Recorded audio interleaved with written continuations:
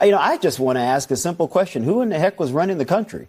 If the president's mental acuity was in question and some days he's on and some days he's off, was the guy really capable of doing the job? Well, Joe Biden is back in the news, and let me tell you something, I don't say this lightly, I really think this could change the course of political history, because this book right here, Uncharted, by the way, not a sponsor, not connected to them, Uncharted, How Trump Beat Biden, Harris, and the Odds in the Wildest Campaign in History, apparently is going to leak and expose the inner circle of Joe Biden.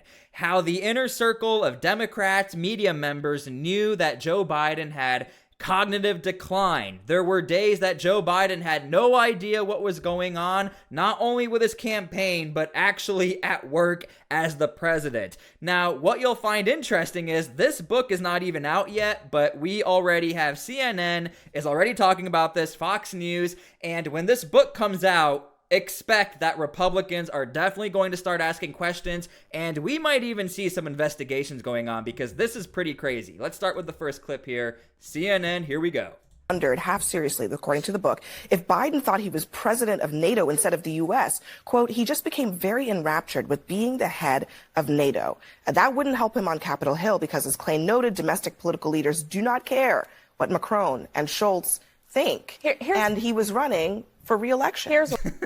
Okay, off the bat, when you look at that banner on the bottom here, it says, aide describes a fatigued, distracted Biden. Again, but if you are a Republican, you saw it firsthand almost every single time Joe Biden, he was looking at the teleprompter. A lot of people were questioning his actual physical abilities, but this is the main question nearly every single Republican had, and also a lot of Democrats too.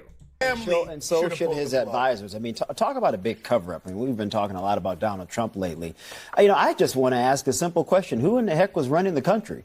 If the president's mental acuity was in question and some days he's on and some days he's off, was the guy really capable of doing the job day to day? I honestly really question that. And I think a lot of Democrats who said at the time, oh, Joe Biden is the fittest guy in the world. He could do backflips. He could jump into the pool, run marathons, do 100 push-ups. When every freaking person who saw Joe Biden said, there's no in hell this guy is physically fit. But they told us, don't believe your lying eyes because we're with him every single day. And it wasn't true.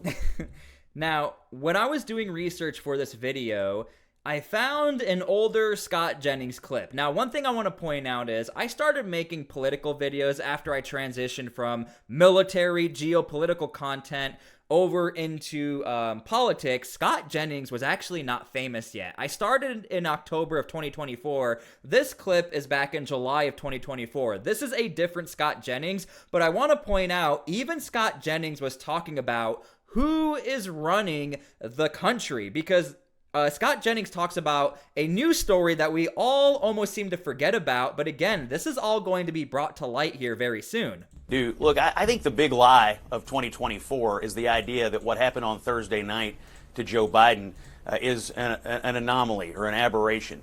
There is now credible reporting from Axios, Alex Thompson at Axios, that there's been a 3.5-year cover-up to try to keep Joe Biden away from other people so folks wouldn't see just how bad it is. Last night, the most alarming article I read yesterday was from the New York Times that said his lapses in meetings are getting worse and more frequent.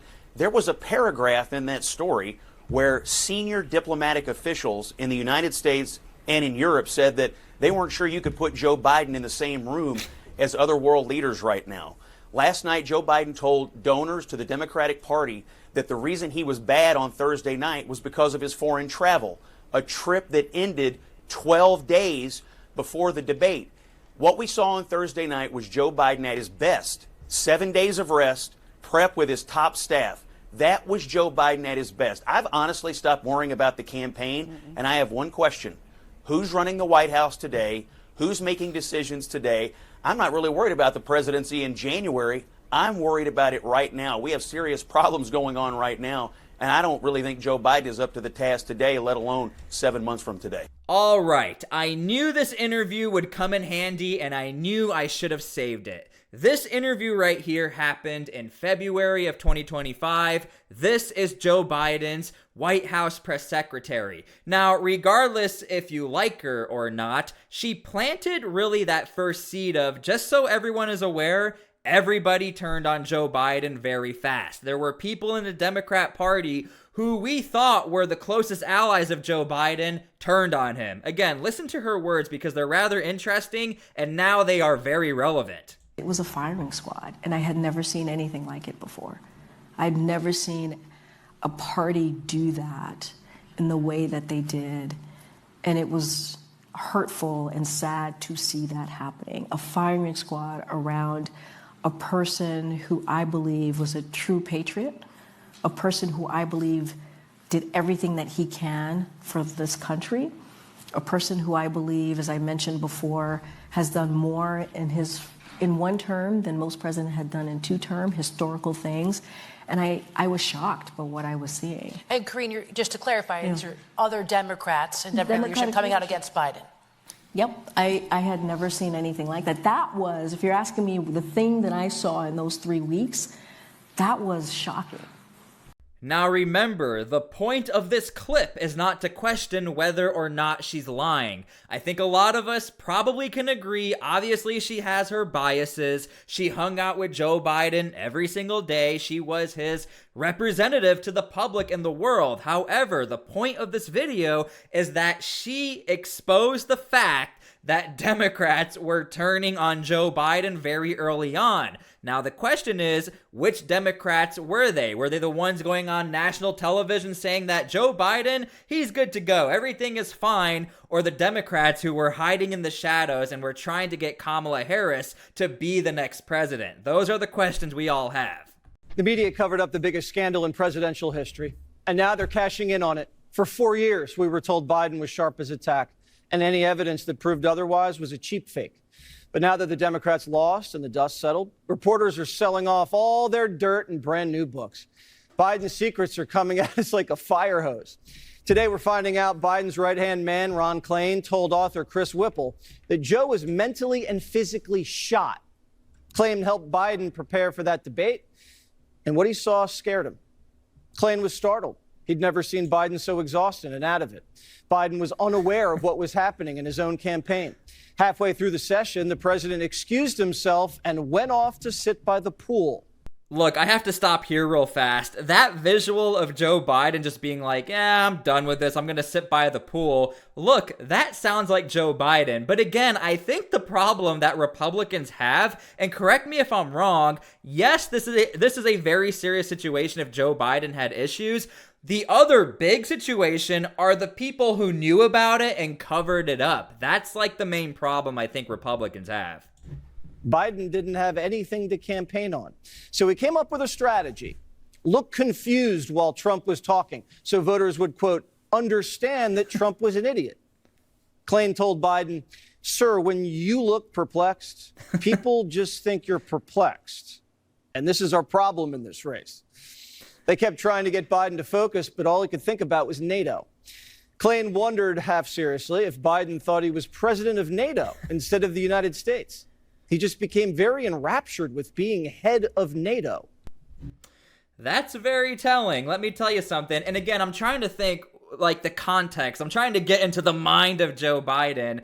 I really think Joe Biden must have been obsessed with NATO because of what was happening with Ukraine. And again, behind the scenes, and we know this now, even CNN talked about it, Joe Biden, towards the end of his presidency, he had some heated discussions with Zelensky as far as not agreeing with Zelensky. And as we know, all of that information was coming out about NATO as far as the fair share of money that was going into NATO. So if I had to make an educated guess, I would have to assume it had to do something with Ukraine. But again, these are insane quotes, and that's why I said this could really change the course of political history. I don't think I was being overdramatic. I do think when Republicans see all of these quotes and they start to get more and more evidence, we might see some sort of special trial or some sort of subpoenas here. Now, this is where I think Democrats are going to have a really big issue. You're about to watch Ron Klain, and he's in the book essentially being quoted that there are issues with Joe Biden. You're about to see Ron Klain talk about how everything was totally fine with Joe Biden. Again, this is back in 2024 to give you guys some context. Finally, Ron, the national polls we looked at that are head-to-head, neck and neck within the margin of error the last 2 days do show some strength for President Biden. There have been questions and concerns since the debate about the battleground state polls. We should point out he's still running effectively within the margin of error in the states that really will decide the election, which are Michigan, Pennsylvania, and Wisconsin. So what can you tell voters about what you all see happening inside those battleground states? Look, it's a close election. I said that a year ago. I said it would be a very close election right till the very end. It's going to be a close election right till the very end. And I agree, it's close in those states, close in Pennsylvania, close in Michigan. And again, according to this book, apparently everybody knew this was never going to work out. Close in Wisconsin. He was in Wisconsin recently. He's going out to Michigan, and he obviously campaigns in Pennsylvania regularly. And we're going to continue to fight hard in those states. And I think Joe Biden is uniquely suited to those states. He has identified with working people. He has the support of the auto workers, which are critical in those states. And he's brought manufacturing jobs back to those states. After decades of those states losing manufacturing jobs is on the increase in the industrial heartland of our country for the first time in a long time, thanks to the policies that President Biden has put in place and his advocacy for working people. So I think the man from Scranton is the right person to take on the man from Mar-a-Lago. I think this is the contrast we want in this race. I think it's a contrast that's going to inure to Joe Biden's benefit. And in the end, he will win those 3 states as he did in 2020 and win other states as well, of course. Now, the first thing that popped up in my brain is if only we knew what was going on behind the scenes as far as the Doge stuff. Anyway, that's a totally different story. So again, in context, that was the response or trying to represent Joe Biden on how everything is going, how it's a tight race with Donald Trump, and Joe Biden is all about the economy and working man. But the point is, this is Mr. Klain saying he was startled. He'd never seen him so exhausted and out of it. Biden was unaware of what was happening in his own campaign. So when you start to cross-reference what Mr. Klain was saying back then and in this book, I think we might have some issues and questions. Here's Jonathan Allen, co-author of one of the books, one of the 2 books out right now, earlier today on Fox and Friends. Watch here. She's like, Joe, you have got to endorse me. And so they go back and forth on this before Biden does it. Obama definitely did not think she should be the Democratic nominee. He would not endorse that day either. He would not endorse that day either. She talked to him. He said to her, I don't want to put my thumb on the scale. She was disappointed, but not necessarily shocked because he'd been behind the scenes trying to undermine her for the last several weeks before Biden even got out. So what he was pushing for apparently was like a mini primary or open convention. And remember Carville. Now, the first thing I want to point out here is that Barack Obama, man, he's got some power behind the scenes is what it looks like. If he's willing to, he's not even the president. He's not even an elected official. He was, but for Kamala Harris to almost be begging him, and he's like, hold on. It goes to show, a lot of Republicans have been calling this out, and Democrats. Barack Obama's got some clout behind the scenes, people. Had that piece, I think it was the New York Times, around that time. He was pushing for the same thing. I don't know how Hillary Clinton fits into all of this, but you're up to speed on it, Carl. How do you analyze it? Well, at the time, what I was hearing from others, Democrats, was that it was Obama and Hillary, and it wasn't necessarily that they were opposed to Kamala Harris. There are 2 ways to look at this. One is that they were against her and wanted to have somebody else. I think a more accurate portrayal is while they had doubts about her, but felt a process of a, quote, open convention would strengthen. Now, I'm just going to say this. It might be an unpopular opinion. By the way, not a fan of Hillary Clinton, cannot stand her policies, all of that. I promise I cannot stand her. However, this right here, I think, actually makes her look decent by saying we need to have a political process. That's just my opinion. Let me know how you guys feel about that. But that's actually a little shocking that we're hearing it now that she is one of the people who said, hold on, Kamala, we got to do something about this. We got to do the right thing, what we normally do in this country. Pretty shocking. Whoever ultimately became the candidate. Remember, Obama came on the scene in 2007 with a fantastic announcement in Springfield, but then stumbled through the spring and summer of 2007. If you talk to the Obamaites, they think he became a better candidate by having a primary process, and I think that governed his attitude towards towards replacing Joe Biden. It'd be better to have a, quote, open convention. And even though it would be truncated, you'd have 6 or 8 weeks at most. But it would make for a better campaign and a better candidate. I think that's what they were thinking. Well, one of the most coherent thoughts Biden might have had at the end was that Kamala Harris wouldn't be a good candidate against Donald Trump. That turned out to be true. There's another book. Yeah, again, towards Joe Biden's presidency, I don't want to say people feel bad for him, but we could see what was going on. We could see that Joe Biden was not straight up endorsing Kamala. We now know that Joe Biden's wife had some issues behind the scenes. We even know that Michelle Obama had some issues with Joe Biden. Again, complete disaster. And now we know when we go to the former White House press secretary, now we can start to connect the dots on who was turning on who and what was going on behind the scenes. I told you guys, I really think this is going to be a very big historic moment once we start to see all of the details and the names come out. Written by Chris Whipple, and it talks about even the former chief of staff, Ron Klain, saying this, that Klain was startled. He'd never seen him so exhausted and out of it. Biden was unaware of what was happening in his own campaign. The president was fatigued, befuddled, and disengaged. Klain feared the debate with Trump would be a nationally televised disaster. And yet, Carl, watch here. This is just a reminder for everybody of how Democrats were defending Biden. I don't deny that it was a bad debate performance. That's different than whether or not the president is up to the job. He's clearly up to the job. He's doing it every day. He's doing it successfully. His mental acuity is great. It's fine. It's as good as it's been over the years. He is as sharp as ever, as I have known him to be in my engagement and my experience with him. And I know when I walk into the Oval Office or see him on Air Force One, I have to be on top of my game. As happens with these books, Ron Klain yesterday said, my point wasn't that the president lacked mental acuity. He was out of it because he had been sidelined, not because he lacked capacity.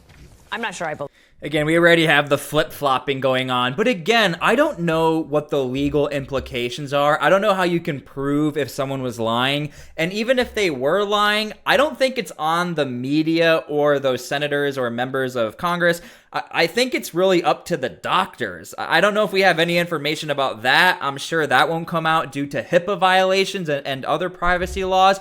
But again, I think the issue is more so on the medical staff and that team. But that's a whole different category of lying. Again, I don't know if these guys will actually get in any legal trouble, but it's definitely very embarrassing. Believe that, Carl.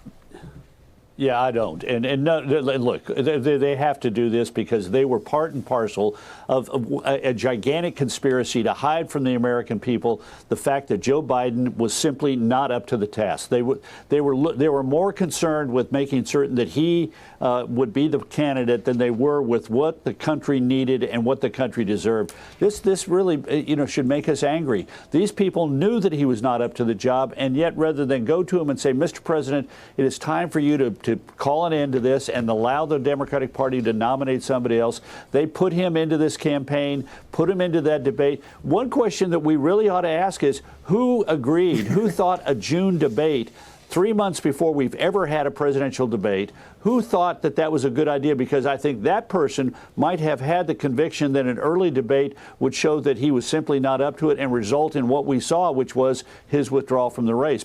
And that was definitely talked about. I'm sure if I dig up, I can probably find a clip somewhere where people were talking about that. I definitely know things like this were talked about in the independent media space. It can be very hard to find mainstream media clips because, as you know right now, our biggest problems are not really Joe Biden. Our biggest problems, or one of the biggest talking points, are all of the things we found out about Doge or the USAID stuff, things like that. So Joe Biden was really forgot about, but now he's being brought back up into the media cycle, and we'll see what happens. Again, as I make this video, this is starting to gain a little bit of traction very slowly because the book has not come out. I am filming this on the 3rd of April. I'm going to push it out on the 4th of April. The book doesn't come out until the 8th. So if you're still watching this video, we will probably see way more hype on the 8th and so on. Anyway, thank you guys for watching this video. I really appreciate it. God bless, and we'll see you guys later. Thank you.